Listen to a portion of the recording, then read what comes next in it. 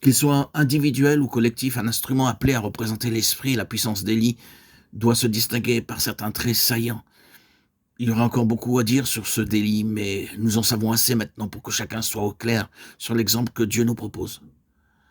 Pas de compromis, dépendance de Dieu seul, en toute chose, plénitude intérieure, capacité de transmettre à l'entourage quelque chose de cette plénitude qui n'est autre que la vie même de Dieu. Communion avec Dieu dans les actes de la vie courante, donc connaissance de sa pensée, et collaboration avec lui pour provoquer, par la prière, l'exécution de sa volonté. Zèle consumant pour son honneur et sa gloire. Toute suggestion d'intérêt personnel étant exclue sans examen, joie profonde et sereine de savoir que c'est lui qui règne, et que le défi des forces adverses n'aboutira jamais, à la longue, qu'à leur propre confusion. Sont cela les caractéristiques du peuple de Dieu aujourd'hui? Est-ce là ce qui frappe quand on cherche à se faire une idée du témoignage qu'il rend à son Seigneur? Ouvrez votre Nouveau Testament, regardez l'Église des premiers jours. Vous les y trouvez, ces traits-là. C'était leur vie quotidienne. L'esprit, la puissance manifestée à la Pentecôte venait du Fils de Dieu que la mort n'avait pas pu retenir. C'est un Seigneur tout-puissant qui a repris sa place dans la gloire et qui est maintenant à la droite de Dieu. Et ceux qui le représentent sur la terre, il les associe désormais à la puissance de son trône. Et il va en résulter à la face des hommes aussi bien qu'à la face des puissances invisibles, un témoignage, une expérience. Ce témoignage, il va forcer l'attention du monde. Cette expérience, elle va détourner l'histoire de son cours. La sagesse des hommes d'État va se trouver déconcertée. Les empires vont être atteints dans leur œuvre vive par cette souveraineté nouvelle et imprévue. Où est ce témoignage aujourd'hui? Il faut le chercher terriblement loin pour le trouver.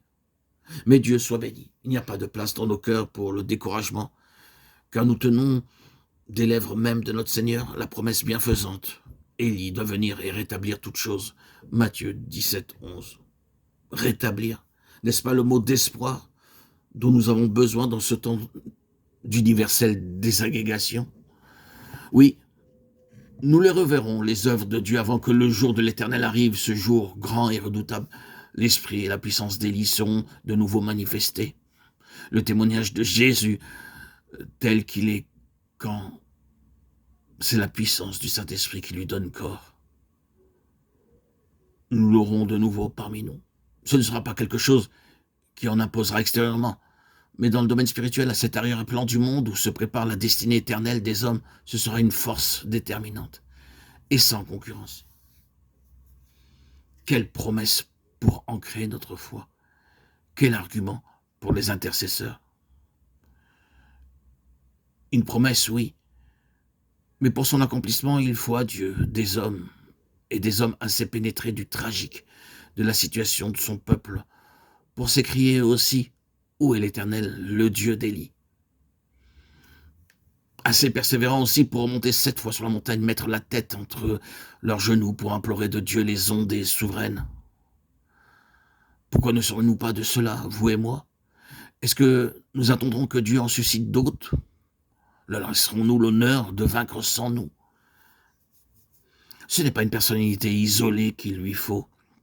C'est un ensemble, c'est un corps, c'est une unité de combat spirituel, formée d'éléments multiples et divers, mais qui ne savent obéir à personne sinon à leur chef. Il y a place pour nous dans ce corps, si nous sommes prêts à calculer la dépense à payer, le prix à clouer au bois notre vie personnelle. En 2 mots, à laisser se préciser dans toute notre personne et caractéristiques qui marquèrent autrefois la carrière d'Élie. C'est l'appel de Dieu qui cherche à vous atteindre. Ce n'est pas le nôtre. Personnellement, nous n'avons aucune autorité. Dieu travaille à un dessein suprême. Il attend votre réponse.